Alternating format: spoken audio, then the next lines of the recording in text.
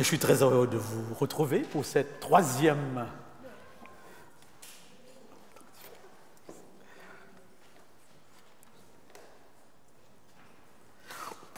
conférence sous le thème « Un chrétien face aux grandes religions du monde, portrait croisé et réponse simple ». Non pas réponse simpliste comme nous l'avons dit très souvent, mais réponse simple, c'est-à-dire le chrétien que je suis qui veut comprendre tout simplement les points essentiels qui le différencient des grandes religions du monde. Et je crois que c'est important parce que si les religions nous apportent tous une réponse sur le salut, ce sont des propositions de salut. Comment va-t-on au ciel? Voilà donc résumé l'objectif de toutes les religions. Et si nous voulons vraiment aller au ciel, face à toutes ces options, c'est tout à fait légitime, normal qu'on se pose la question et qu'on cherche peut-être la voie, la meilleure. Est-ce qu'elles sont toutes les meilleures? Je ne sais pas. Donc, je pense que notre approche n'a absolument rien d'étrange. Et justement, dans notre dernière conférence, nous avons posé la question qui me semblait aussi légitime, est-ce que toutes les religions se valent? Par rapport justement au fait qu'il y a plusieurs options, n'est-ce pas? Eh bien, est-ce que ce sont les mêmes? Est-ce qu'il y a des points de différence qu'on peut très bien articuler, essayer de trouver un consensus, ou est-ce qu'il y a des points quand même de divergence? Et je voudrais ici, une fois de plus, souligner quelque chose qui m'a toujours frappé, qui me frappe encore et qui me frappera toujours, c'est la diversité, n'est-ce pas, de notre société, de notre humanité. Comment se fait-il parfois qu'à partir d'un même texte, n'est-ce pas, des mêmes données, nous arrivons à des conclusions totalement opposées, différentes. Et parfois même on se dit, mais c'est pas possible. Pourquoi est-ce que moi, je vois les choses de cette façon et celui qui est en face de moi voit exactement le contraire? Est-ce que c'est un fait de l'humanité qu'il faut à tout prix accepter sans s'interroger? Donc, cette diversité est assez impressionnante, et même quand on aborde la question religieuse, elle est automatiquement présente. Tous nos candidats, lundi, vont débattre pour nous présenter le meilleur modèle français qui existe, n'est-ce pas? Ils emploieront tous les arguments et tous les coups bas possibles, n'est-ce pas, pour nous le démontrer. Et ensuite, nous aurons le 23 avril le choix libre de dire, bon, je vais dans ce sens. Toutes les relations humaines, s'articulent dans cette approche. J'ai lu quelque part cette réflexion. Un homme était chargé de mener une enquête dans différents pays. Il s'arrêta d'abord en Amérique et demanda à un passant « Quelle est votre opinion sur la pénurie de viande dans le monde ?» Perplexe, l'Américain répliqua « Qu'est-ce que c'est qu'une pénurie ?» Pays d'abondance, le concept de pénurie, il n'arrivait pas du tout à le saisir, n'est-ce pas? Imperturbable, l'homme arriva ensuite dans un pays où sévissait la famine et demanda à une personne maigre comme un clou « Quelle est votre opinion sur la pénurie de viande dans le monde ?» Comme on pouvait s'y attendre, le pauvre rétorqua « C'est quoi la viande, n'est-ce pas? C'est quoi la viande ?» Le troisième arriva dans un autre pays qui gémissait sous une dictature impitoyable. Il adressa à une personne la même question. Qu'est-ce que c'est? Quelle est votre opinion sur la pénurie de viande dans le monde? Et la personne de répondre, mais c'est quoi une opinion? N'est-ce pas? Dans un monde de dictature où on n'a pas été habitué de réfléchir ou de penser autrement que la façon dont on nous demande de penser, donc, la question se pose, c'est quoi, n'est-ce pas? Et finalement, il arrive au Moyen-Orient, il pose la même question, quelle est votre opinion sur la pénurie de viande dans le monde? Et alors, nerveusement, l'homme pressé, c'est un homme pressé, ce qui signifie, mais que voulez-vous dire par quelle est? Parce qu'il y a bien, en Orient particulièrement, un raisonnement philosophique circulaire, n'est-ce pas? En Occident, c'est linéaire, on part d'un point pour aboutir à un autre. Dans d'autres, comme un cyclone, on tourne en rond pour y arriver. Et on a l'impression que qu'on n'y arrive pas. Et vous comprenez pourquoi les dialogues sont des dialogues de sourds. Si ici, c'est ça ou ça, dans d'autres pays, c'est ça et ça. Voyez-vous, une sorte de vision synthétique qui parfois pose problème. J'ai vécu longtemps au Québec et c'est toujours avec un petit sourire que j'écoutais les grandes discussions litigieuses par rapport au peuple indien d'Amérique. Ils sont nombreux, ils sont tribus et ils ont des lois qui leur sont propres, ils ont leur propre juridiction parfois, etc. Mais il fallait bien se rendre compte combien c'était interminable parce qu'on avait même l'impression qu'on n'était pas, même pas au niveau du vocabulaire, sur la même longueur d'onde. Et parfois, ça s'énervait et le groupe en face, très souvent, souriait. Donc, cette question est présente aussi lorsqu'on s'approche des différentes religions, surtout avec une forte identité culturelle, n'est-ce pas? Où tout est coloré, justement, par ces questions. Laissez-moi vous rappeler très rapidement, parce que je crois que c'est important, et mon intention dans cette approche de cet après-midi par rapport, n'est-ce pas, à un élément incontournable entre le judaïsme et le christianisme n'est certainement pas de porter un jugement de valeur, de morale, que sais-je, mais tout simplement de constater, n'est-ce pas, ces points ou de divergence. Et nous avons dans la communication, n'est-ce pas, interculturelle ou interreligieuse, 7 éléments importants. Premièrement, nous réfléchissons tous à partir d'une vision du monde. On l'a déjà dit, je le redis, c'est important.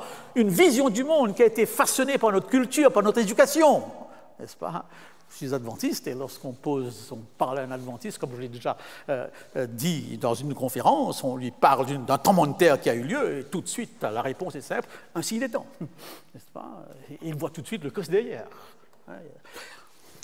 Cette vision est là, n'est-ce pas? Et c'est une réaction réflexe immédiat, n'est-ce pas? Parfois même un peu naïve, mais c'est ainsi.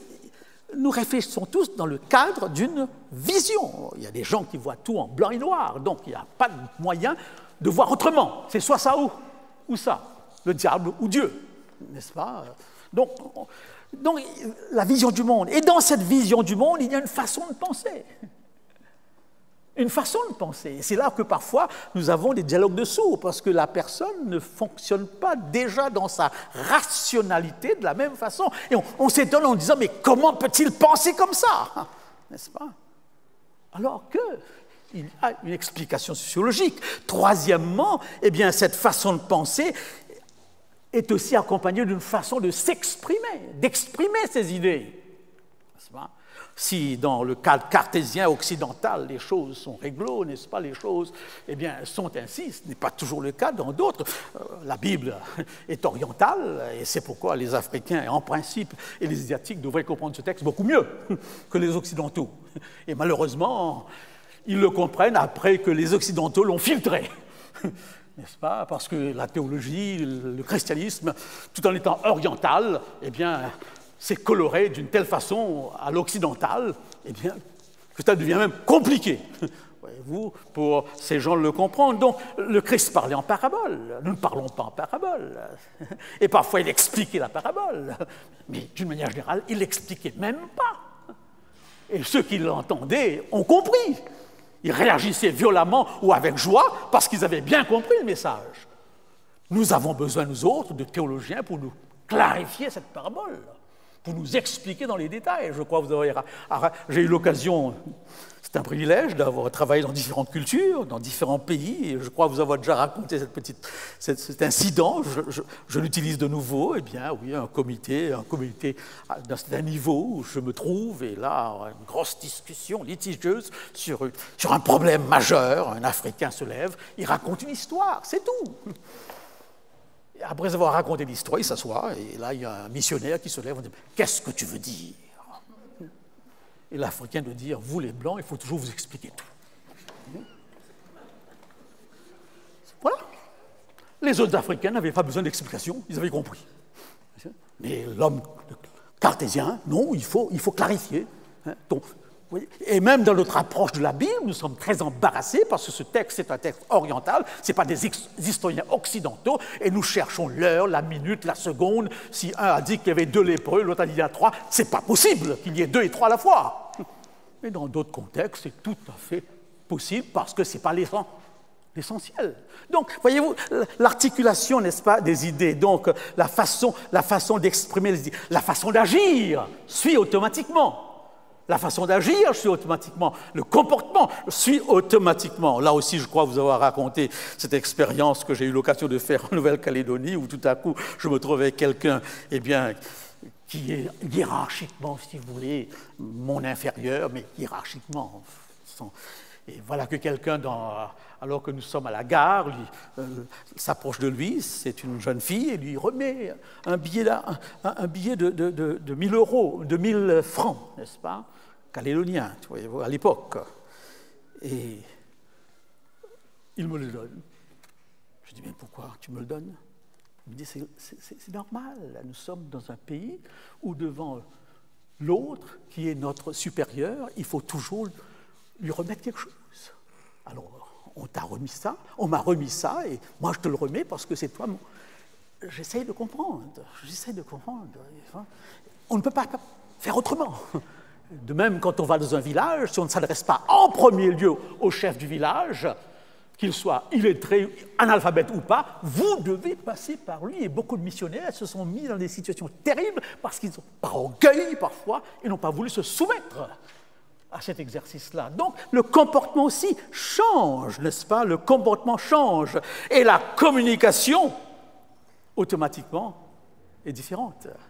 C'est très intéressant parce qu'on arrive, pour le dialogue interreligieux, entrer dans le schéma de l'autre n'est pas une chose très, très facile et devrait être imprégné d'humilité, pas d'arrogance. Eh bien oui, la façon de communiquer, c'est un missionnaire qui parle de Judas dans une tribu, eh bien, très ancienne, et à mesure qu'il parle de Judas et qu'il raconte, n'est-ce pas, eh bien, le côté manipulatoire, n'est-ce pas, de Judas, et bien sûr qu'il dramatise un peu, et le public qui rigole à cœur joie, n'est-ce pas, et il ne comprend pas du tout, n'est-ce pas, c'est un traître, hein. Comprendre la trahison aujourd'hui, on en parle beaucoup de trahison actuellement dans nos milieux, n'est-ce pas? Eh bien oui, c'est un traître. Comment fait-il qu'il parle de ce traître avec autant de véhémence, avec autant de dramatisation, que les autres rient? Mais il l'a compris après avoir étudié la façon de fonctionner, le schéma de pensée, que dans cette tribu, eh bien, quelqu'un qui arrive à ridiculiser l'autre, ou qui arrive à manipuler l'autre, qui arrive à ses fins par toutes sortes de subterfuges, toutes sortes de stratégies, est un héros. Donc Judas était le héros, n'est-ce pas? Il n'y avait pas de jugement moral là, ici. Ce n'est qu'après qu'il l'a compris. Et vous comprenez comment ce n'est pas toujours facile. La façon d'interagir et finalement, eh bien, la façon de décider. J'ai toujours à l'esprit cet homme que j'admirais beaucoup, un président d'Union, très dictatorial, très dans un pays que je ne mentionnerai pas. Et un jour, je lui ai posé la question, mais vous êtes vraiment direct et c'est vous qui prenez toutes les décisions. Il m'a répondu, mais que voulez-vous, je suis dans un pays où les gens ne décident pas. Ils tournent en rond, mais lorsqu'il faut trancher, personne ne tranche. Donc je suis obligé de le faire, n'est-ce pas? Je suis obligé de le faire. Donc la façon de décider, n'est-ce pas? Eh bien, quand on prend tout cela ensemble, on peut comprendre que le dialogue interreligieux n'est pas si simple que ça, n'est-ce pas? Et que les choses qui sont pour nous tellement évidentes ne sont pas forcément évidentes pour l'autre. Et ce qui nous emmène à beaucoup de respect. Mais nous avons quand même établi, du moins dans notre perspective chrétienne des choses, 3 critères importants. Le premier critère, c'est la logique, une certaine logique de ma croyance. Donc, toutes les logiques ne sont pas les mêmes, mais au moins, cette logique repose sur une loi qui est la loi de non-contradiction. Je ne peux pas vous dire je suis là et je ne suis pas là à la fois. Ma voiture est rouge et blanche à la fois, n'est-ce pas? Non, il y a quand même, je pense, quelque part, quelque chose ici, une certaine logique. C'est pourquoi c'est difficile pour nous de comprendre, à moins qu'il y ait d'autres motivations qui nous dépassent. Parce que l'être humain est complexe. Comment puis-je croire, décapiter la tête de quelqu'un et en même temps croire que c'est Dieu qui me le demande, à moins que ce Dieu soit monstre, n'est-ce pas? Ou que ce Dieu soit... Mais si je parle du Dieu chrétien d'amour, je ne vois pas du tout le lien. Et même si mon texte sacré semble parfois avoir des versets de ce genre, ça m'obligera à revoir ces textes, à comprendre ce texte pour arriver à une certaine logique. Deuxièmement, une justification empirique, c'est-à-dire est-ce que cette croyance a un raisonnement, un écho dans ma vie, n'est-ce pas? Est-ce qu'entre cette croyance et ma vie, il y a un lien, n'est-ce pas? C'est ce qu'on appellera une justification empirique, n'est-ce pas? Et finalement, ce qui est le plus important, le bien fondé expérimental. Qu'est-ce que ça m'apporte? Qu'est-ce que ça m'apporte de plus? Être un chrétien, qu'est-ce que ça change? Et c'est pour cette raison que je vous dis que la question est pertinente, n'est-ce pas? Ce sont des réflexions qui, quelque part, eh bien, nous interpellent. Eh bien oui, le bien fondé de ma foi repose sur l'expérience que cette foi communique. Alors, voyons l'instant, abordons, n'est-ce pas, le sujet que j'ai choisi, l'étoile. Nous commençons, si vous voulez, pour ces 4 dernières conférences, une approche, je ne suis pas un expert dans la question, mais ça m'intéresse beaucoup, une approche des 4 grandes religions, et nous essayerons de voir quels sont les points de convergence et peut-être les points de divergence. Un vrai dialogue n'a pas peur de parler des choses qui fâchent. Un dialogue, pour être honnête, doit pouvoir dire « là je suis d'accord, là je ne le suis pas », n'est-ce pas? Ne pas essayer de faire une salade russe tout simplement pour atteindre un consensus. Eh bien, l'étoile et le fils de David, c'est la nôtre, c'est la conférence de cet après-midi. La prochaine fois, ce sera le croissant et la croix, n'est-ce pas? Et là, c'est clair que le sujet va se limiter particulièrement à la conception du Messie. Hein? L'étoile de David, c'est le judaïsme. Le fils de David, c'est le Christ, n'est-ce pas? Bien que le Christ, dans l'épître de Pierre, aussi bien que dans l'Apocalypse, est aussi appelé l'étoile du matin, n'est-ce pas? Laissez-moi partir donc de cette rencontre que le Christ a avec ses disciples à Césarée de Philippe. Oui, Matthieu 16, où il leur pose la question, qui dit-on que je suis? Quelle est l'opinion à mon sujet? Et les réponses, Jérémie, Élie, des réponses totalement juives. Jésus avait cette compassion de Jérémie, cette sensibilité de Jérémie, et certains voyaient en lui, eh bien, Jérémie. Par contre, Élie, c'est le prophète Malachi qui a annoncé le retour d'Élie. Donc, tu es Élie. D'ailleurs, lorsqu'il Élie lama sabachthani, eh bien, certains diront, il appelle Élie. Voilà donc très simplement, sans être un grand théologien, comment ces textes se comprennent. Intéressant entre nous, et nous le verrons dans notre prochaine conférence, eh bien, nos amis musulmans appliquent le texte au sujet d'Élie à Mahomet. Lorsque l'Ancien Testament dit « Élie doit venir », eh bien, eux l'appliquent à l'arrivée de Mahomet. Alors Jésus s'adresse à Pierre, « Toi, qui dis-tu que je suis ?» Il pose une question plus directe. Et là, Pierre répondra à cette phrase, « Tu es le Christ, le Fils du Dieu vivant. » Et là, Jésus lui dit étonnamment, « Tu n'as pas dit de toi-même. » Bien que je crois que Pierre donne une réponse tout à fait juive à la question. Et en disant « Tu es le Christ, le Fils du Dieu vivant », il voulait tout simplement dire « Tu es le Messie », rien de plus. Tu es le Messie. C'est intéressant, très rapidement, n'est-ce pas, très rapidement, de chercher l'origine de ce mot. Le mot « Christ » en grec est synonyme du mot « Messie » en hébreu. Le grec et l'hébreu, même sens. Christ, Messie. Et en français, les deux mots signifient « oint ». O-I-N-T. Oint, tout simplement, n'est-ce pas?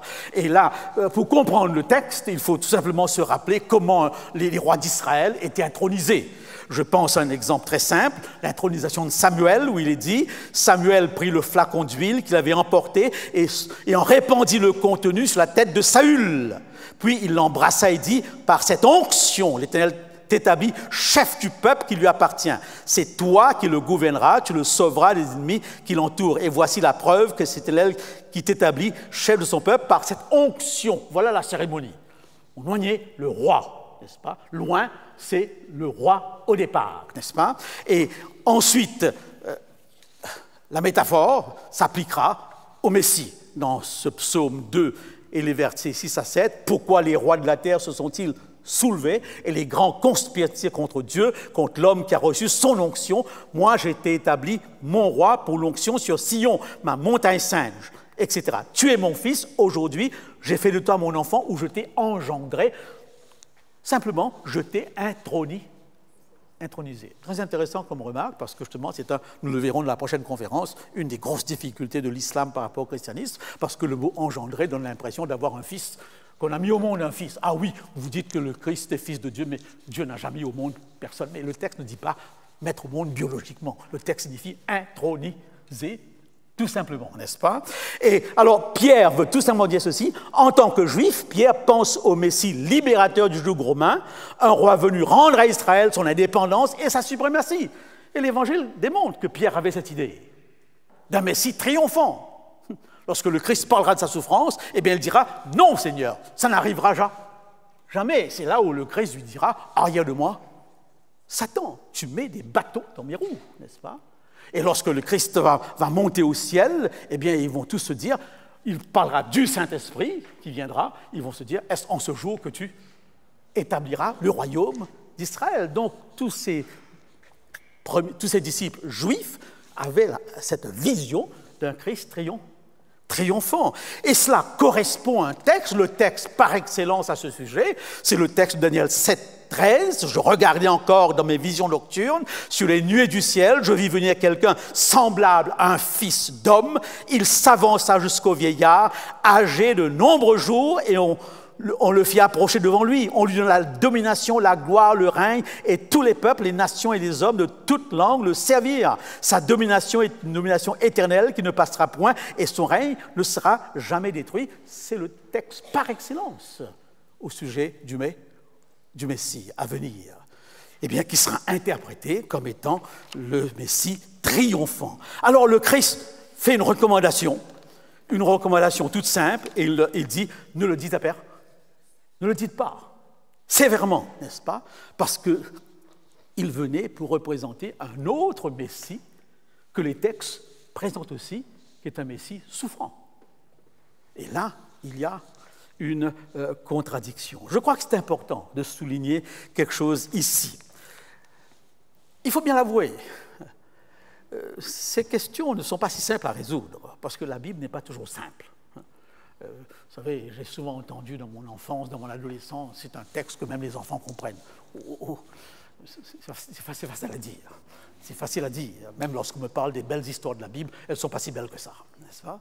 Mais c'est comme ça, n'est-ce pas? Les textes bibliques, parfois, nous présentent des personnages, et derrière ces personnages, il y a d'autres personnages. Nous pouvons trouver plusieurs exemples. Je pense au roi de Tyr, d'Ézéchiel. Prononce une complainte sur le roi de Tyr, n'est-ce pas? C'est bien le roi de Tyr, il a bien existé, ce roi de Tyr. Mais quand on lit le texte, on se rend compte qu'à un certain moment, ce n'est plus le roi de Tyr dont il est question. Il y a bien quelqu'un derrière ce roi de Tyr. Le roi de Tyr devient un type. Tu mettais le sceau à la perfection, tu étais dans le jardin de Dieu, tu marchais parmi les pierres précieuses. Ça ne peut pas s'appliquer au roi de Tyr. Il faut donc chercher plus loin. Je pense à l'autre texte que vous connaissez très bien, Ézéchiel 28, où cette fois-ci, c'est le roi de Babylone. Te voilà, c'est bien le roi de Babylone, mais derrière le roi de Babylone, te voilà tombé du ciel, astre brillant, fils de l'aurore. Le roi de Babylone n'a jamais été au ciel pour tomber du ciel, n'est-ce pas? Langage figuré, langage énigmatique, mais n'importe qui lit se dit, mais il y a autre chose derrière. Donc le texte biblique est paradoxal. Puis la jeune fille deviendra enceinte, elle enfantera un fils, on lui donnera le nom d'Emmanuel, qui signifie Dieu avec nous. Ça ne peut pas s'appliquer à un homme, mais il y a bien eu, au temps d'Ésaïe, la naissance d'un enfant, et ce texte s'appliquait en premier lieu à cet enfant. Nous l'appliquons ensuite à Jésus-Christ, et nous avons le droit de le faire, puisque Matthieu le fait dans les évangiles. Voyez-vous? Donc, ce n'est pas toujours simple. Très intéressant par rapport, n'est-ce pas, à qui est ce serviteur qui sera Messie souffrant et Messie triomphant. Intéressant de faire une remarque. La personne du Christ interpelle énormément. C'est peut-être bizarrement ou paradoxalement le fondateur religieux qui interpelle tous les autres. n'est-ce pas? Parce que par rapport au monde juif, eh bien, comme nous le voyons aujourd'hui, tout tourne autour qui est Jésus-Christ, n'est-ce pas? Par rapport aux musulmans, nous le verrons la semaine prochaine, vous avez 50 textes dans le Coran sur le Christ, très peu de textes sur Mahomet. Il y a davantage de textes sur Jésus dans le Coran que sur Mahomet lui-même, n'est-ce pas? Et tout ce que la Bible, nous le verrons la prochaine fois. Donc, le musulman qui lit le texte, qui lit son Coran ouvertement, honnêtement, doit se rendre compte que Issa, le Christ, est présent du commencement jusqu'à la fin, n'est-ce pas? Soit il veut l'ignorer ou l'oublier, mais il ne veut pas échapper. Et dans la dernière conférence, qui pour beaucoup sera peut-être toute nouvelle, Christ et Krishna, eh bien, nous verrons des similitudes étranges entre la personne du Christ et ce personnage hindou appelé Krishna. Les convergences sont tellement étranges que beaucoup de gens pensent eh bien, que ce livre, la Bhagavad Gita, a été écrit après le christianisme, donc il y a eu copie des évangiles. Mais ça, nous y reviendrons. Donc, le Christ interpelle. Qui dis-tu que je suis demeure une question qui se pose même aux autres religions, n'est-ce pas? Et on peut comprendre ce texte de Siméon lorsque le Christ arrive, n'est-ce pas, dans le temple, bébé, Siméon qui dit, il sera un signe de contradiction. Un signe de contradiction. Alors donc, très simplement, très rapidement, laissez-moi vous raconter une petite histoire que Jacques Doucan, théologien adventiste d'origine juive, eh bien, relate. Vous avez sûrement entendu parler de Martin Buber, philosophe de renommée mondiale, surtout à la suite de son livre « Le jeu et le tu », n'est-ce pas, où il parle justement de mystère, du caractère profond de la relation entre l'un et l'autre. Eh bien, il présidait une rencontre interreligieuse qui est très courante aujourd'hui.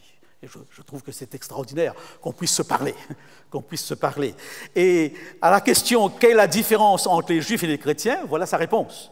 Nous attendons tous le Messie. Voyez-vous ? Vous croyez qu'il est déjà venu et qu'il est reparti. C'est la position chrétienne. Nous ne le croyons pas. Je propose donc que nous l'attendions ensemble. Et quand il apparaîtra, nous pourrons lui demander. Puisque vous attendez qu'il revienne pour la deuxième fois, nous l'attendons pour la première fois, eh bien, on va l'attendre ensemble, n'est-ce pas? Parce que là, on est dans un point de convergence, n'est-ce pas? Le Messie va revenir. Alors l'histoire continue. Et quand il apparaîtra, nous pourrons lui demander, étais-tu déjà là avant? Étais-tu déjà là avant? Après une pause, il ajouta, et j'espère qu'à ce moment, je serai suffisamment proche de lui pour lui murmurer à l'oreille, pour l'amour du ciel, ne réponds pas. C'est très juif, n'est-ce pas? Mais c'est très profond, n'est-ce pas? Ça permet de comprendre toute la profondeur de la relation, de la discussion. Alors, pour les chrétiens, les prophéties messianiques constituent l'argument incontournable, n'est-ce pas? Incontournable. Et malheureusement, je le souligne tout de suite, c'est ce qui va créer une barrière presque infranchissable jusqu'à maintenant, bien qu'aujourd'hui, il y a beaucoup d'initiatives de rencontres. Le monde chrétien a accusé le monde juif, eh bien, même de péché contre l'esprit. J'ai entendu plus d'un sermon durant ma jeunesse à ce sujet. Eh bien, va accuser le monde juif d'écide, n'est-ce pas, d'avoir tué le Christ. Et bien sûr, avec tous les éléments de l'histoire, eh bien, cela deviendra extrêmement pesant. Et les Juifs, eux, sentent que cette théorie chrétienne n'a qu'un seul but, les convertir au christianisme. Et bien sûr, ils se durcissent. Alors, très très rapidement, voyons un instant les différentes positions. Position du juif orthodoxe. Les juifs orthodoxes attendent le Messie, un personnage vivant, descendant de la tribu de Juda et du roi David. Une fois que le Messie sera dévoilé, alors commencera l'ère messianique, prélude au monde idéal et éternel et la résurrection des morts, n'est-ce pas? Ce que nous attendons dans le cadre de la deuxième venue Eux, ils attendent dans le cadre de la première venue. Les Juifs libéraux, j'en rencontre quelques-uns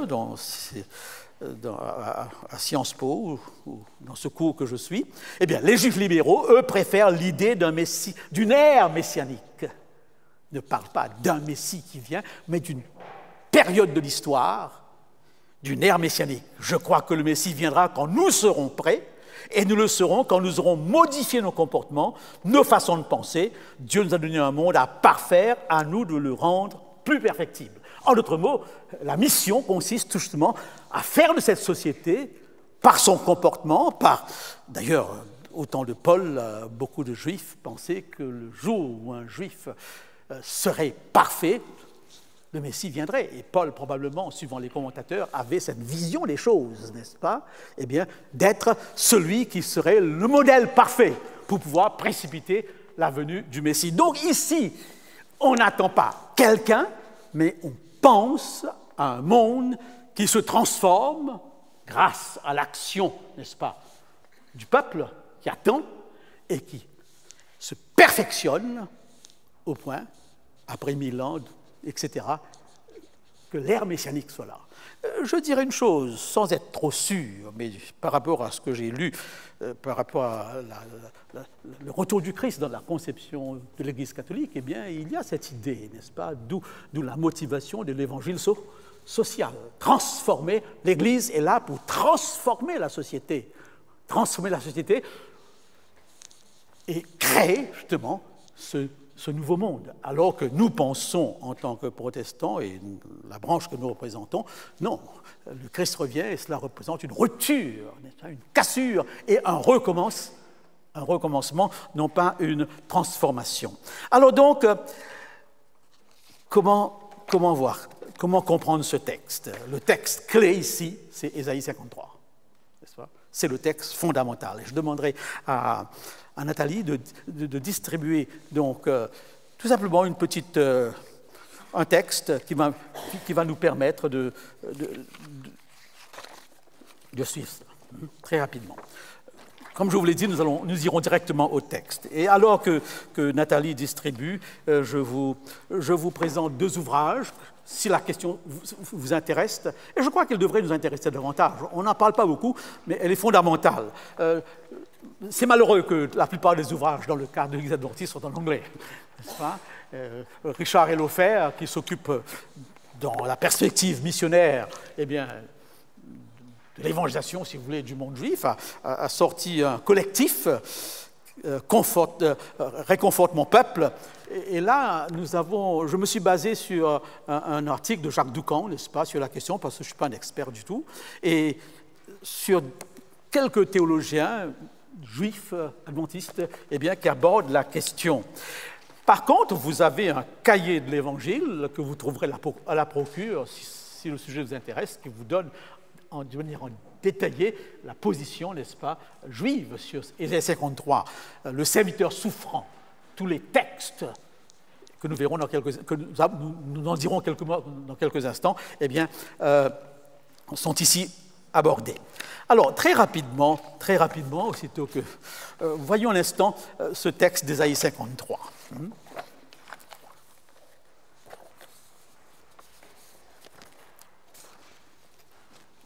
C'est un des textes les plus étudiés et vous avez une abondante littérature sur la question, n'est-ce pas? Sur la question. Et vous avez le texte, j'ai choisi une version très simple, et donc à la page 2, nous abordons ce texte très simplement, très simplement. Il commence avec Ésaïe 52, les versets 13 à 15, n'est-ce pas? C'est Dieu qui parle. Il attire l'attention de tous sur le serviteur. Le serviteur sera terriblement défiguré, mais en fin de compte, il sauvera beaucoup d'hommes. Nous pouvons lire le texte ensemble.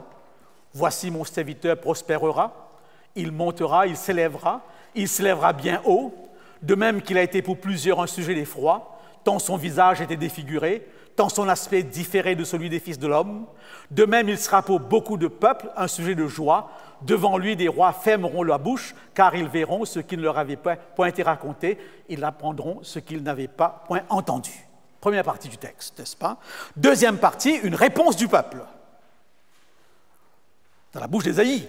Qui a cru, versets 1 à 3, où le peuple reconnaît n'avoir pas reconnu la personne et la vocation du serviteur. Qui a cru à ce qui nous a été annoncé? Qui a reconnu le bras de l'Éternel? Il s'était levé devant lui comme une faible plante, comme un rejeton qui sort d'une terre desséchée. Il n'avait ni beauté ni éclat pour attirer nos regards, et son aspect n'avait rien pour nous plaire. Méprisé et abandonné des hommes, homme de douleur et habitué à la souffrance, semblable à celui dont on détourne le visage, nous l'avons dédaigné, nous n'avons fait de lui aucun cas. Cependant, ce sont donc, et les versets 4 à 6, le peuple reconnaît que les souffrances du serviteur étaient vicariales, c'est-à-dire subies à la place de l'autre, n'est-ce pas? Expiatoires, et qu'elles débouchent sur la guérison spirituelle du peuple. Je lis les versets 4 à 6. Cependant, ce sont nos souffrances qu'il a portées, c'est nos douleurs qu'il s'est chargé, et nous l'avons considéré comme puni, frappé de Dieu et humilié. Mais il était blessé pour nos péchés, brisé pour nos iniquités, le châtiment qui nous donne la paix est tombé sur lui, et c'est par ses meurtrissures que nous sommes guéris. Et ensuite, les versets 7 à 9, le prophète décrit en détail les souffrances du serviteur et qui le conduisent à la mort. Il a été maltraité et opprimé. Il n'a point ouvert la bouche, semblable à l'agneau qu'on mène à la boucherie, à une brebis muette devant ceux qui la tondent. Il n'a point ouvert la bouche. Il a été enlevé par l'angoisse et le châtiment. Et parmi ceux de sa génération, qui a cru qu'il était retranché de la terre des vivants et frappé pour les péchés de mon peuple. On a mis son sépulcre parmi les méchants, son tombeau avec le riche, quoiqu'il n'ait point commis de violence et qu'il n'y ait point eu de fraude dans sa bouche. Il a plu à l'Éternel de le briser par la souffrance. Après l'avoir livré sa vie en sacrifice pour le péché, il verra une postérité et prolongera ses jours, et l'œuvre de l'Éternel prospérera entre ses mains. Et finalement, sont exposées les conséquences bénéfiques des souffrances de la mort du serviteur. À cause du travail de son âme, il rassasiera ses regards. Par sa connaissance, mon serviteur juste justifiera beaucoup d'hommes et se chargera de leur iniquité. C'est pourquoi je lui donnerai sa part parmi les grands. Il partagera le butin avec les puissants, parce qu'il s'est livré lui-même à la mort et qu'il a été mis au nombre des malfaiteurs, parce qu'il a porté les péchés de beaucoup d'hommes et qu'il a intercédé pour les coupables. Donc, nous sommes habitués à ce texte. Nous le lisons à chaque sainte scène pratiquement. Et pour nous, ça paraît tellement évident. Quand je lis ce texte, la personne de Jésus apparaît sans aucune difficulté, n'est-ce pas? Et on pourrait se poser justement, mais comment se fait-il que nous voyons le Christ d'une manière si claire? Et pourquoi? Eh bien, pour le peuple qui a donné naissance à ce texte, ce n'est pas le cas. Mais n'oublions pas une chose, c'est que le judaïsme a pour base biblique l'Ancien Testament uniquement. Nous avons, nous, l'Ancien et le Nouveau. C'est avec le Nouveau Testament que notre compréhension va se bâtir.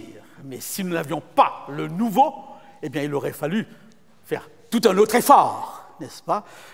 Eh bien, oui, ce texte, vous avez la notion du serviteur est prédominante dans les chapitres 40 à 53 d'Ésaïe. Le terme serviteur apparaît 20 fois. Et ces chapitres ont été appelés les chants du serviteur. N'est-ce pas? À la page 2, je vous donne ces quelques indications, et je vous ai divisé ces différents chapitres où le mot serviteur revient constamment. Dans ce chant, nous avons l'exaltation du serviteur, nous venons de le voir, l'humiliation du serviteur, l'expiation du serviteur, pour ensuite, de nouveau, son exaltation. Le texte qu'on a lu ensemble est clair. Alors, quelles sont les interprétations? Première interprétation, eh bien, ce serviteur, c'est qui? Le peuple d'Israël. C'est la première interprétation. C'est ce que le peuple juif pense, et c'est ce que la Bible dit. Je vous lis tout simplement quelques versets que je vous cite ici. Ésaïe 41, 8 à 9. « Et toi, Israël, mon serviteur, Jacob que j'ai élu, descendance d'Abraham, mon bien-aimé, toi que j'ai pris des extrémités de la terre, que j'ai appelé du bout du monde, pour te dire, tu es mon serviteur. Je t'ai élu et ne te dédaignerai point. » Soyons honnêtes, il est question ici, clairement, de qui? Du peuple d'Israël. Un autre verset, Ésaïe 49, 3, « Il m'a dit, tu es mon serviteur. Israël, par qui je me glorifie. » Un autre, son songe à ceci, Jacob, et toi, ô Israël, car tu es mon serviteur. Donc, cette première interprétation, elle est biblique. Israël est le serviteur en question, n'est-ce pas? On ne peut pas échapper, mais on se rend compte en même temps un deuxième élément. Tantôt, ce serviteur est le peuple, mais tantôt, c'est aussi un individu. Un individu. C'est là le côté paradoxal des textes. Tantôt le peuple, nous l'avons vu, mais tantôt, eh bien, nous avons affaire, n'est-ce pas, à un individu. Et là, je vous lis tout simplement un ou deux versets, n'est-ce pas? Un ou deux versets. Ésaïe 49, 5 à 6. C'est trop peu pour que tu sois mon serviteur, pour relever les tribus de Jacob et pour ramener le reste d'Israël. Un individu que Dieu suscite pour ramener le reste d'Israël. Donc une distinction, cette fois-ci, est faite entre le peuple et un individu. Et si nous allons un peu plus loin, ce serviteur est aussi Dieu. Nous avons quelques versets où ce serviteur n'est autre que Dieu lui-même, n'est-ce pas? Éclatés ensemble en cris de joie, ruine de Jérusalem, car l'Éternel console son peuple, l'Éternel rachète Jérusalem. On pourrait multiplier ici les versets, n'est-ce pas? Et se rendre compte que vous avez là trois figures. Israël, un individu qui rachète Israël et le monde entier, et parfois Dieu lui-même, qui s'identifie à ce serviteur. Alors, à la page 3 du petit feuillet que je vous ai donné, n'est-ce pas, je relève 9 indices. Bon, je l'ai eu quelque part, très intéressant, pour nous aider à déblayer ce texte. 9 indices. Premier indice, il y a une distinction claire entre le prophète désigné par nous, notre, nos, et le serviteur souffrant par il, lui, ça, c'est. Quand vous lisez le texte, vous avez donc tantôt, eh bien, les pronoms notre, ce sont nos souffrances qu'il a portées, nos châtiments, et vous avez en même temps, n'est-ce pas, eh bien, les pronoms personnels, il, lui, ça, c'est, qui marquent tout de suite une différence. Deuxième identification, l'identificateur souffrant au peuple d'Israël est exclu, il était retranché de la terre des vivants pour les péchés de mon peuple. Ce serviteur est retranché pour les péchés du peuple. Donc, ici, nous sommes là devant deux notions, n'est-ce pas? Troisième indication, le serviteur est présenté comme une personne particulière, nous décelons aucune trace allégorique. C'est une autre difficulté pour faire avec la Bible, pour savoir si le texte est parabolique ou allégorique. Et là, il est bien question d'un individu qui nous est décrit, n'est-ce pas, sans aucun sens métaphorique. Quatrième, le serviteur est présenté comme un supplicié innocent. Très intéressant, ce qui n'a jamais été le cas pour Israël. Tous les textes d'Israël, tous les textes par rapport au peuple d'Israël dans la Bible, je ne parle pas dans l'histoire, n'est-ce pas? Dans la Bible, nous parle d'Israël, non pas comme un peuple innocent, mais au contraire, un peuple au cou roide, un peuple qui s'est révolté, un peuple qui s'est toujours mis en opposition au commandement de Dieu. On ne voit jamais de texte qui parlerait du peuple, eh bien, innocent. Le serviteur accepte délibérément sa souffrance sans aucune plainte, ce qui n'a jamais été le cas pour le peuple d'Israël dans la Bible, n'est-ce pas? Bien au contraire, Israël s'est toujours interrogé par rapport à l'exil, par rapport à toutes ces calamités. Israël n'a pas cessé d'interpeller Dieu lui-même. Pourquoi? Et ensuite arrive la mort du serviteur, qui est vicariale, substitutrice, n'est-ce pas? Il meurt à la place d'eux. Le texte est clair à ce sujet, n'est-ce pas? Et finalement, les souffrances du serviteur communiquent la justification et la guérison spirituelle. À cause de lui, par lui, nous sommes guéris, n'est-ce pas?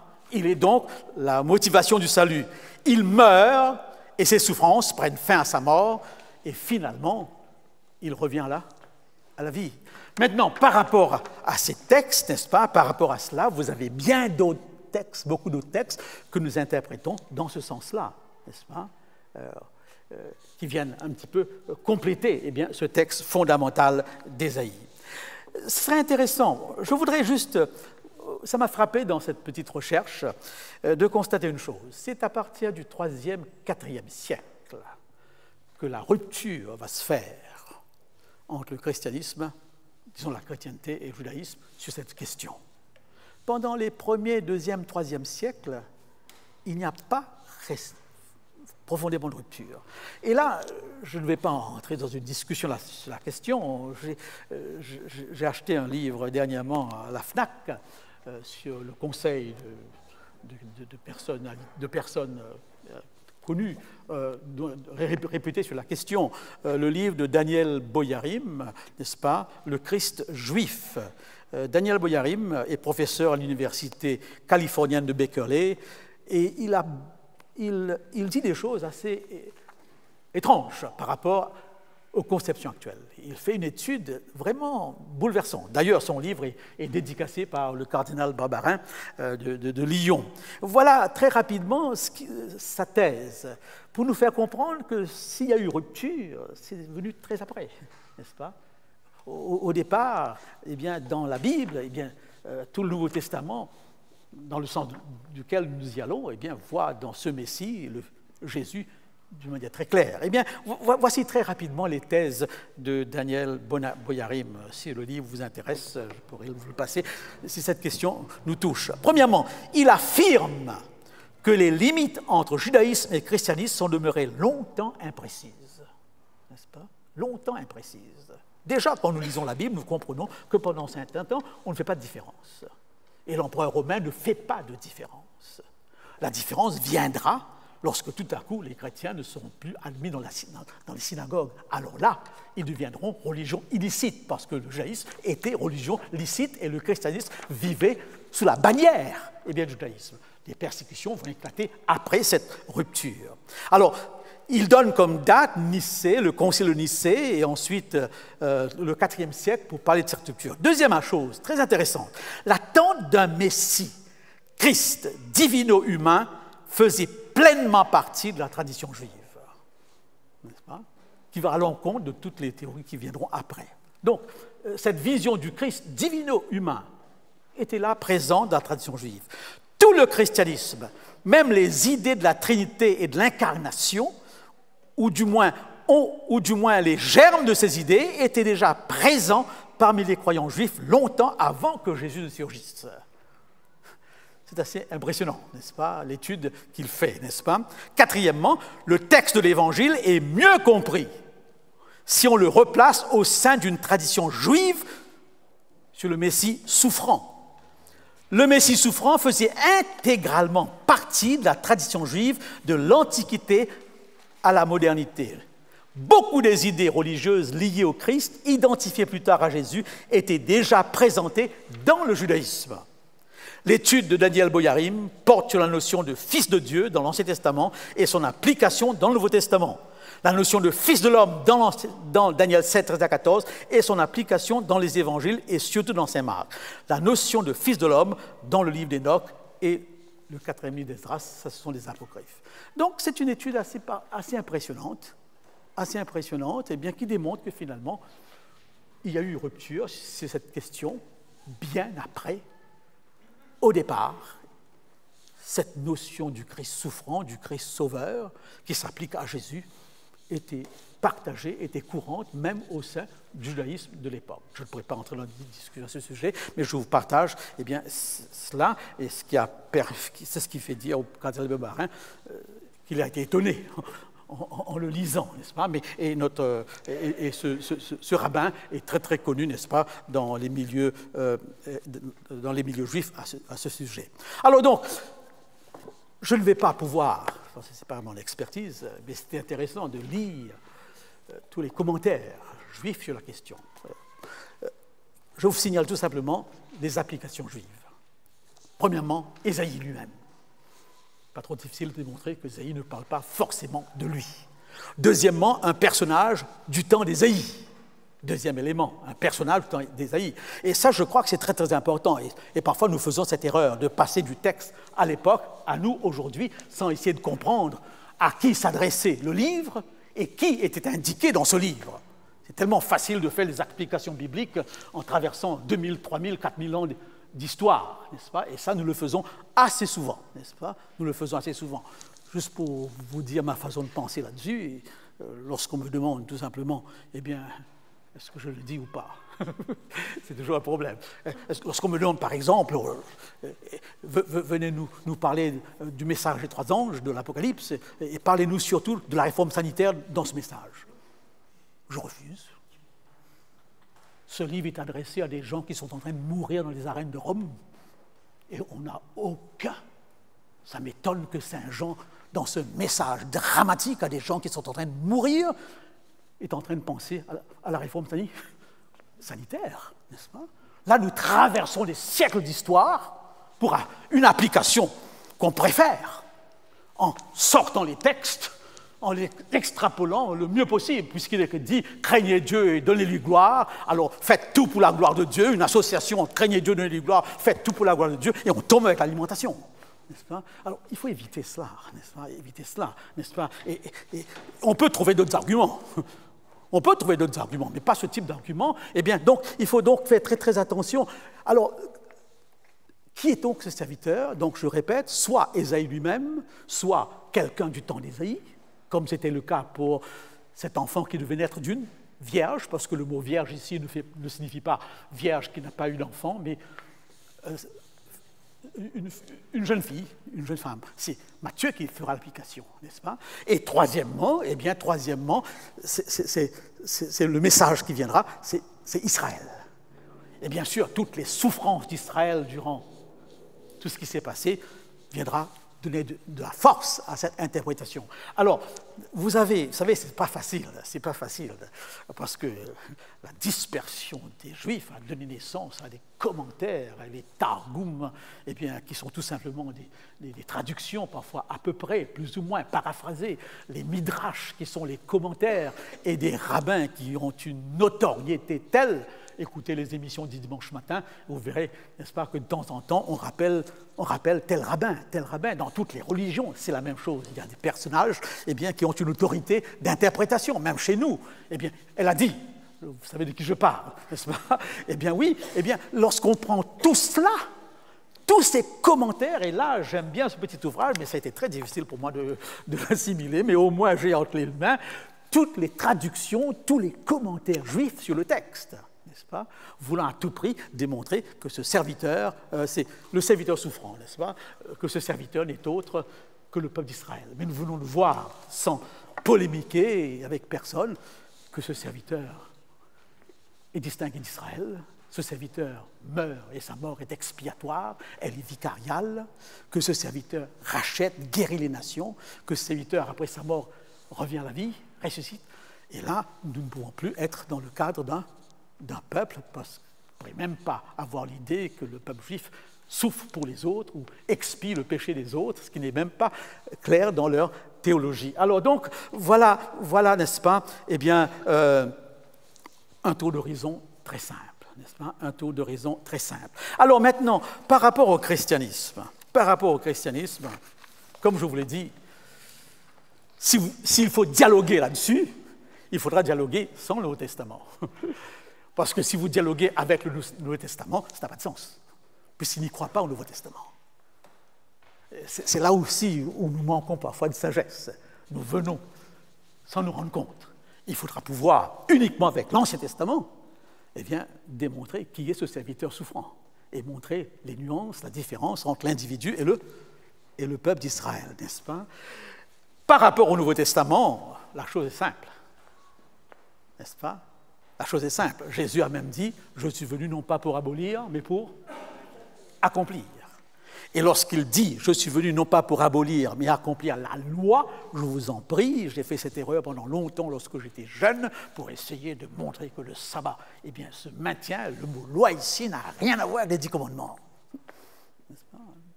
Nous faisons le mot « loi » ici a affaire à la Torah, à l'Ancien Testament. Je suis venu pour accomplir l'enseignement de l'Ancien Testament, n'est-ce pas? Et d'ailleurs, vous avez cet incident où il est avec les disciples d'Emmaüs. Qu'est-ce qu'il leur dit? Commençant par Moïse et tous les prophètes, il leur démontra quoi? Tout ce qui le concernait. Et vous avez maintenant, par rapport à ce texte des 53, eh bien, l'incident avec l'Éthiopien. Qu'est-ce qu'il lisait l'Éthiopien? Ésaïe 53. n'est-ce pas? Il lisait Ésaïe 53, et lorsqu'il pose la question à Philippe, de qui est-il question ici? Philippe répond, et il fait comprendre qu'il est question de qui? Du Christ. Donc, à partir du Nouveau Testament, n'est-ce pas, nous avons ce que nous appelons théologiquement la théorie de l'accomplissement, n'est-ce pas? Elle est justifiée. Et Paul sera celui qui va bien sûr expliquer cette théorie. Chers frères et sœurs, je crois que c'est très important. Et je suis parfois un petit peu mal à l'aise de ce que d'une manière générale, on a été axé parfois dans une seule direction. Et par rapport à l'évangélisation d'un monde qui n'est pas forcément du giron chrétien, nous sommes un peu perdus parce qu'on n'a pas été habitués justement à aborder ces choses, n'est-ce pas? Eh bien, Paul va être celui qui viendra avec Romains 10, 9, 10, 11, bâtir ce qu'on appelle la théorie de l'accomplissement. Je ne vais pas liser ce texte chez vous, je l'ai lu plusieurs fois cette semaine pour bien le comprendre. Il pose des problèmes. Dans le chapitre 9, très rapidement, n'est-ce pas, Paul exprime un gros chagrin. Il dira même quelque chose que Moïse a dit. « Tue-moi, sauve le peuple. » Et Paul dit « J'aurais préféré me perdre. Me perdre, mais pour leur salut à eux. » C'est un peu la maman qui, devant son enfant, eh bien, dirait « Condamnez-moi, mais sauvez. » Pour vous montrer jusqu'à quel point Paul est travaillé par cette question, la question du salut de son peuple, de ses frères et sœurs.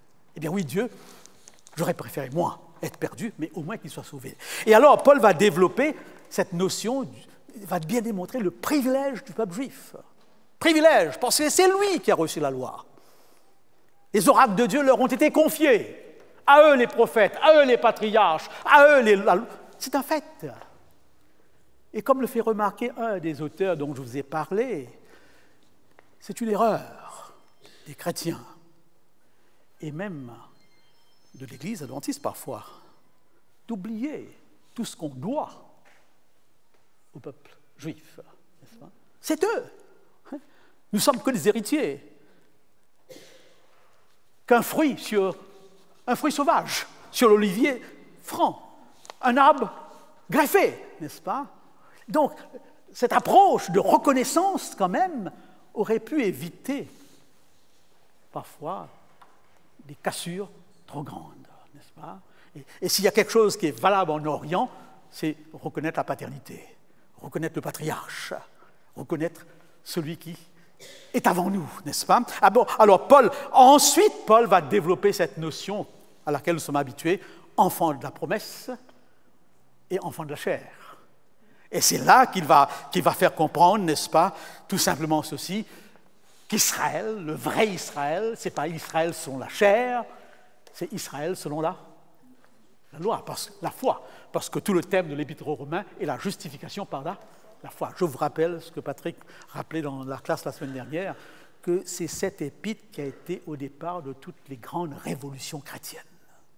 S'il y a une épître dans le Nouveau Testament qui a donné la Réformation et qui a bouleversé parfois les tendances, c'est l'Épître aux Romains, n'est-ce pas? Et là, Paul va même faire comprendre une chose qui est difficile, que le salut ne dépend pas de personne, mais de qui? De Dieu, n'est-ce pas?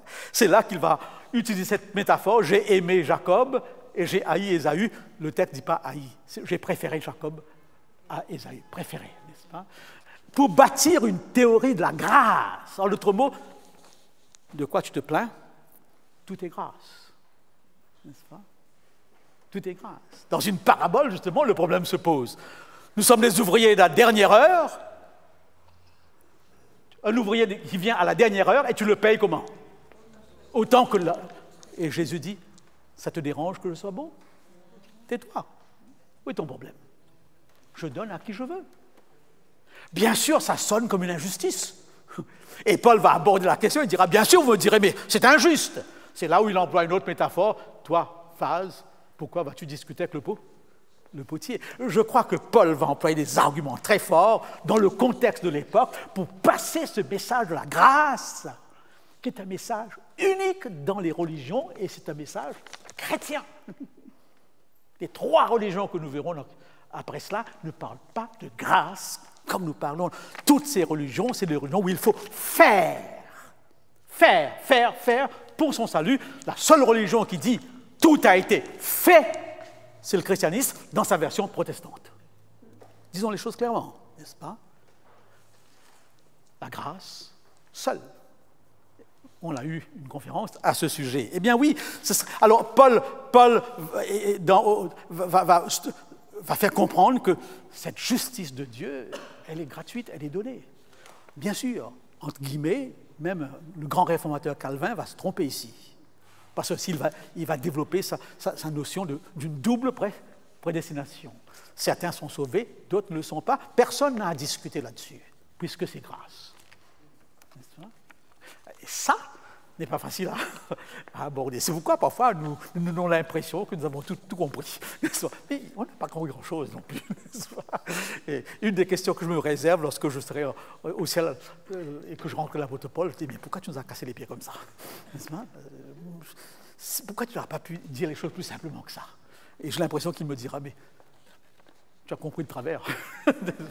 C'est pas tout à fait ça ce que je voulais dire. Mais il faut avouer, quand nous lisons ce chapitre 11, n'est-ce pas, le chapitre 11, le chapitre 9 de l'Épître aux Romains, on se dit, mais certains, on est un petit peu... Mais il faut l'aborder, n'est-ce pas? Ensuite, Paul pose la question, est-ce que Dieu a rejeté son peuple? N'est-ce pas? Il dit non. Et ça, j'ai des sermons où j'ai entendu souvent cette expression. Il a rejeté, peuple rejeté. Et ça a ouvert la brèche encore plus grande, n'est-ce pas? Et même, ce n'est pas le peuple juif qui a crucifié, n'est-ce pas? Ce n'est pas le peuple juif. Le peuple en soi, quelques éléments, une partie. Et c'est pour cette raison que dans les Actes des Apôtres, Pierre dira très bien, nous l'avons crucifié, n'est-ce pas? Et c'est juste ici un langage qui, justement, a causé la scission, la cassure. Et c'est pour cette raison. Parfois, il m'arrive de me dire, en tant que croyant chrétien, que si Dieu n'envoie pas toujours des personnes, autant de juifs, autant de musulmans, c'est que notre langage est très souvent un langage exclusif à un point que du haut de la chair, ça peut être mal compris, mal saisi. Les juifs, les juifs, les juifs. N'est-ce pas? Alors que la Bible n'englobe pas tous les Juifs, n'est-ce pas? Donc, Paul ensuite va employer, n'est-ce pas? Il va faire comprendre, n'est-ce pas? Puisqu'il y avait une branche d'Israël qui était toujours là, la branche fidèle, il va faire cette nuance entre Israël sur la chair, Israël sur l'esprit. Donc, le chapitre 9, 10 et 11, que vous connaissez, marque justement ce qu'on appelle l'accomplissement, accompli en Jésus-Christ. Accompli en Jésus-Christ. Alors, donc, voilà un petit peu un tour d'horizon, n'est-ce pas, de ce problème, n'est-ce pas, qui est incontournable. Alors, je vous ai parlé de ce cours que je suis actuellement. Je me suis permis de demander à un rabbin, n'est-ce pas, très connu, de me préciser certaines choses. Et je n'ai pas eu de réponse encore, malheureusement, n'est-ce pas? Parce que je veux tellement être sûr et certain de ne pas dénaturer, de ne pas caricaturer. Voyez-vous? Et je crois qu'on doit faire cet effort-là. Et essayer d'entrer dans le système de raisonnement, dans le schéma de pensée, parce qu'il y a une cohérence chez l'autre que nous ne trouvons pas facilement, parce que nous l'abordons dans la lecture, mais pas tellement en entrant dans son vécu. Et parfois, lorsqu'on entre dans le vécu, on sent que ce n'est pas si incohérent que ça. Et cet effort n'est pas facile. Alors donc, j'ai demandé à ce rabbin s'il pourrait me préciser la nuance chrétienne, la nuance du concept de Dieu dans le judaïsme et le concept de Dieu dans le christianisme. Ça, ce n'est pas le plus compliqué dans la mesure où la nuance est très claire, très simple. Trinité, unitaire et trinitaire. Le Dieu chrétien est trinitaire. Le Dieu juif est unitaire. Est-ce une différence importante?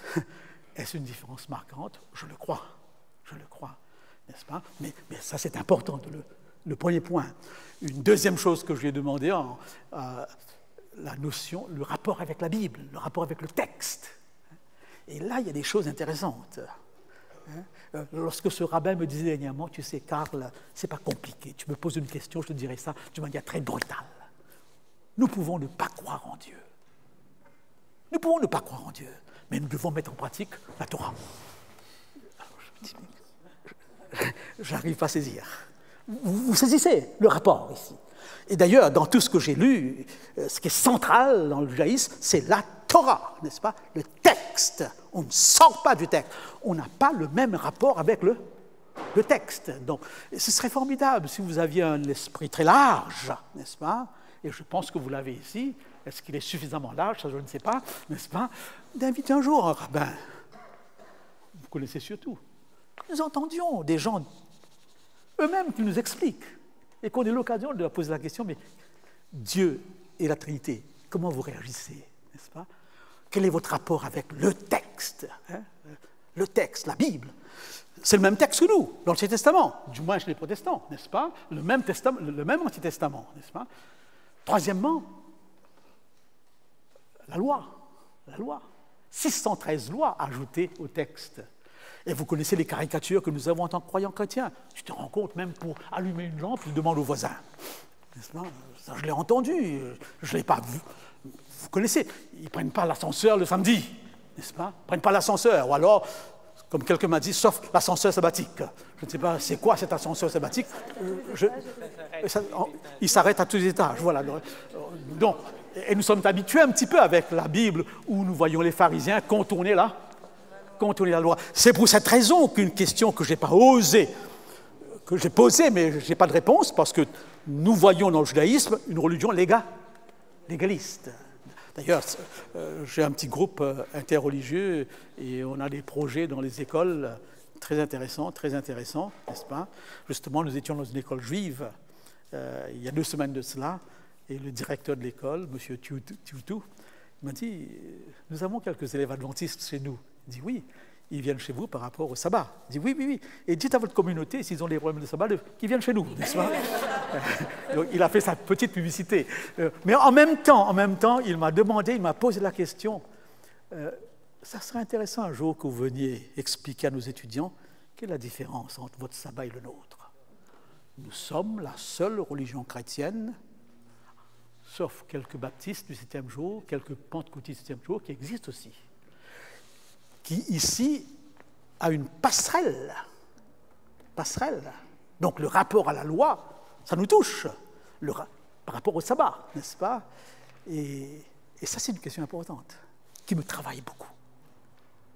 Parce qu'il y a des passerelles. Je crois qu'avec l'islam, avec le judaïsme, nous sommes la religion chrétienne qui a le plus de passerelles.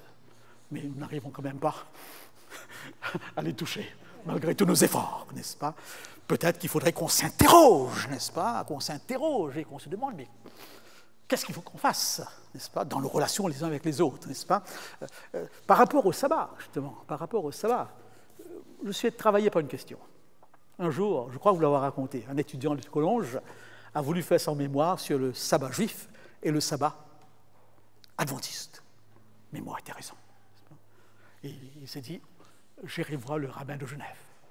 Il a été voir le grand rabbin de Genève, n'est-ce pas? Le rabbin de Genève, et le rabbin de Genève a dit, mais ce n'est pas la peine de perdre ton temps.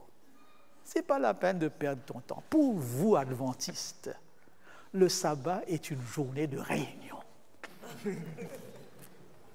De 9h jusqu'à 10h le soir dans certaines églises. J'ai même le souvenir, non pas seulement de réunions, mais même de comités au coucher de soleil. C'est tout. Pour vous, c'est des réunions et des réunions et des réunions. Et lorsqu'il n'y a pas de réunion, vous en inventez une. Voyez-vous? Et vous dites au pasteur, qu'est-ce qu'on va faire aujourd'hui? Voyez-vous? Réfléchissons là-dessus. Ça m'interpelle, alors que j'ai 72 ans et que j'ai observé ce sabbat de réunion depuis mon enfance. Et en tant que pasteur, mes samedis, c'était que ça, des réunions. C'est intéressant de savoir. Voyez-vous? D'ailleurs, mon ami Andrew nous faisait remarquer dans un comité, on n'a même plus de sabbat libre pour être en famille. Oui ou non? Soyons clairs. Est-ce qu'il ne faudrait pas qu'on revoie un système? Est-ce que c'est ça le sabbat? N'est-ce pas? Alors, il a répondu, tandis que pour nous, c'est une journée de célébration. Qu'est-ce que c'est que célébrer? On s'interroge chez nous sur C'est quoi célébrer? Introduire un quart d'heure de chant, animé par quelques bons, des jeunes qui savent bien nous booster. Allez, saluez-vous les uns les autres, n'est-ce pas? Embrassez-vous les uns les autres. Alléluia! C'est ça. Peut-être que c'est une partie, n'est-ce pas? Peut-être que je n'emploie pas les mots qu'il faut, mais ça m'interpelle parce que le sabbat est un des éléments clés du peuple juif, il est un des éléments clés de l'adventisme. Il y a aussi la notion de foi. Il y a beaucoup de livres, je n'ai pas eu le temps d'apporter, mais ce n'est pas facile. La foi chrétienne et la foi, voilà les notions qui sont là, n'est-ce pas? Les notions qui sont là. Alors donc voilà un petit tour d'horizon, eh bien, pas tout à fait, enfin, plus ou moins bien, si vous voulez bien, n'est-ce pas? Mais j'essaye de comprendre. Et je termine justement avec Martin Buber. Mais avant de terminer avec Martin Buber, n'est-ce pas? Je fais une remarque de Jacques Doucan. Il nous pose la question. Jusqu'à l'heure, il y a des Juifs messianiques qui croient, comme nous, que Jésus revient bientôt et qui acceptent le salut en Jésus-Christ. Ce messianisme juif s'est développé après la guerre des 6 jours, lorsque le peuple d'Israël est retourné massivement. Donc, il y a donc une partie d'Israël, juive, qui croit exactement comme nous par rapport à Jésus-Christ. Mais Jacques Doucan, que vous connaissez bien, nous pose la question. Comment se fait-il qu'eux n'arrivent pas à trouver le Messie dans ces textes, parce que c'est toujours un point de division, et comment se fait-il que nous avons cru avoir trouvé le Messie dans ces textes sans même fournir l'effort nécessaire d'étudier ces textes plus en profondeur? Question intéressante, qui remet en cause, c'est un des objectifs que je me suis proposé, essayer de nous emmener à revoir les fondements de notre foi pour savoir si elles sont solides. Il y a une personne qui m'a dit, je comprends très bien, écoute, tu abordes ces sujets, mais je ne me suis jamais dans ma vie posé la question, en dehors de l'adventisme, est-ce qu'il y a autre chose? Et je suppose qu'il y a beaucoup parmi nous qui ont grandi là-dedans, qui sont restés là-dedans, qui vont peut-être mourir là-dedans, n'est-ce pas? J'ai voyagé dans certains pays où il y a des cimetières derrière l'église adventiste, donc on peut, de sa naissance à sa mort, être dans le giron, et même travailler sur la propriété, n'est-ce pas? Eh bien donc, c'est normal qu'on s'interroge, n'est-ce pas? Parce que ce sont des voies de salut qui nous sont présentées, et sur quoi je me base pour dire que la mienne me semble plus logique. Ai-je cru uniquement parce qu'on m'a demandé de croire, ou parce que j'ai grandi dedans? Voyez-vous? Alors, c'est la question que Jacques Doucan pose. Alors, terminons avec Martin Buber, n'est-ce pas? Alors, l'histoire se termine ainsi, quand il viendra, n'est-ce pas?